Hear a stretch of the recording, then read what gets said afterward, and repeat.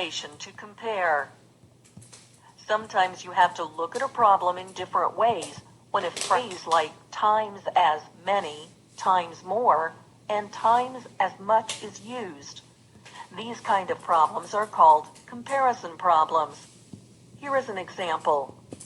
Millie attended camp for 7 days this summer. Tyler attended 3 times as many days as Millie. Find the number of days Tyler attended camp. We can use models to help compare the group of days. First, model Millie's days at camp. Use counters to show one group of 7 days. Next, model Tyler's days at camp.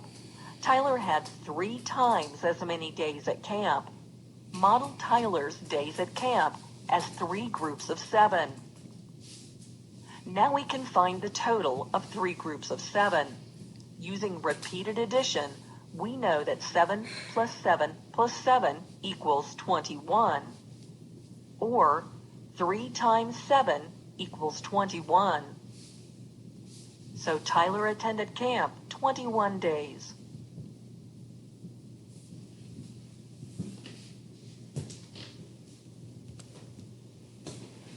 Use multiplication to compare.